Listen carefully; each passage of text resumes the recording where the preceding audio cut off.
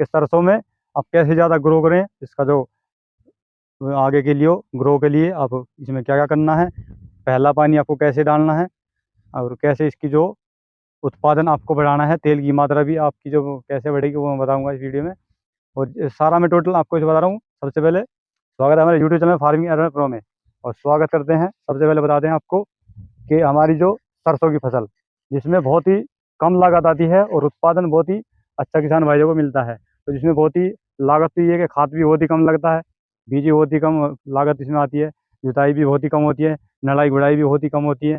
और इसमें पानी की मात्रा आप 2 बार दे सकते हैं, ज़्यादा से ज़्यादा 3 बार, 3 से ज़्यादा इसमें पानी नहीं आने वाले, जो कि सर्दियों के मौसम में तो एक दो बारिश जो वैसे भी इसमें हो जाती है तो उसमें ज़्यादा उत्पादन देती है।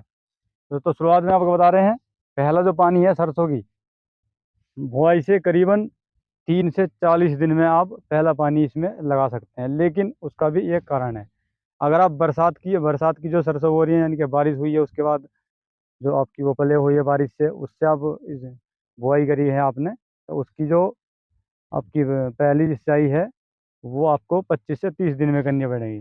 ठीक है। और जो अगर पलेवा आप कर रहे हैं अपने खेत का और उसके बाद इसकी बुआई की है आपने, तो उसमें जो नमी बहुत ही अच्छी ठहर जाएगी और पौधे को अच्छी नमी मिलती रहेगी। और ये इसकी जो सिंचाई है आप 30 से 40 दिन में आप कर सकते हैं। इसमें पौधे को कोई दिक्कत इसमें तक नहीं आएगी। और ये अभी 30-40 दिन के बाद जब आप पहली जो सिंचाई करेंगे, उसके लिए मैं आपको बता दूं, उसमें जो आपको क्या है, खेत में आपने जाना है और शाम के टाइम में या सुबह के टाइम आप जाके अपने खेत में देखिए कि पौधे के पास में कितनी नमी है। ये आपको दिखा रहा हूँ, अभी हमारे पौधे में हमारी जड़ जो इसके नीचे है वहाँ तक ये नमी है, लेकिन बहुत ही कम इसकी नमी है।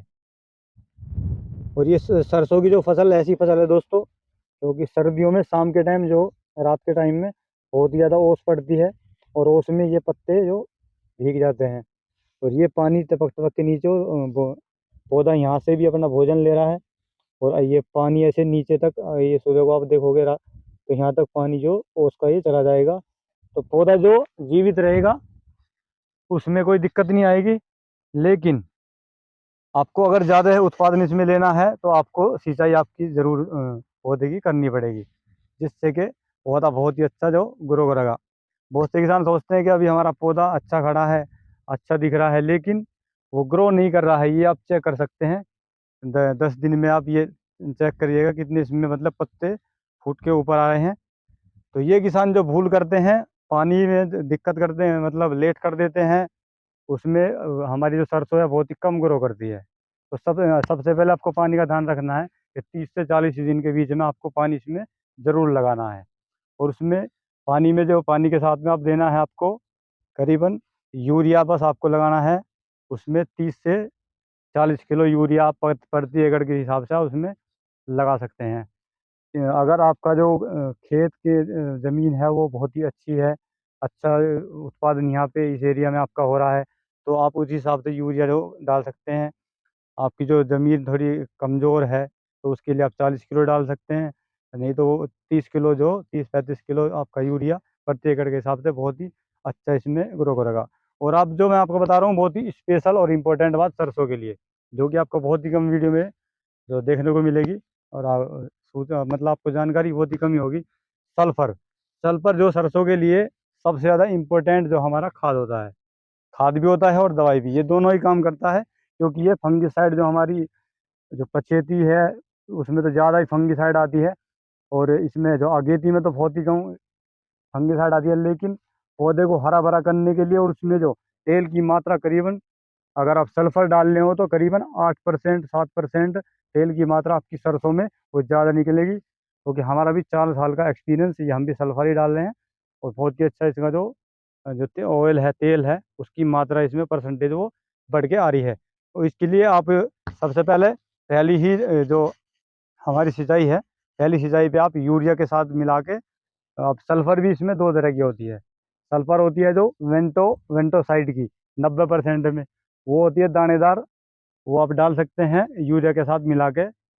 ये यूरिया लेके आप जो भी इतना मतलब मैंने आपको बताया है उस हिसाब से यूरिया लीजिए, और करीबन 7 किलो आप वेंटोलाइट की जो वो 7 किलो आप इसमें सल्फ़र लीजिएगा। उसके बाद या तो आप पानी से पहले भी डाल सकते हैं, पानी के बाद में भी डाल सकते हैं, लेकिन खाद और सल्फ़र डालने का जो समय है वो शाम के टाइम आप इसमें डालिएगा, जिससे कि रात के टाइम ओस पड़े और जो खाद ये सल्फ़र है ये पत्ते पर ना रुके और वो नीचे जो पौधे ज़मीन में, क्योंकि अगर ऊपर ये रुक जाए तो जाती है खाद या सल्फ़र तो पत्तों को फूँक सकती है। तो ये सावधानी सल्फ़र में करनी है।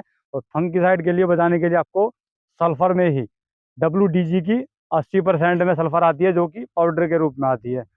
और जो 90% में वेंटोलाइट की वो आती है दानेदार में। और जो WDG की जो पाउडर में आती है वो आपको उसका विशेष ध्यान रखना है कि वो पत्ते के ऊपर ना रुक सके।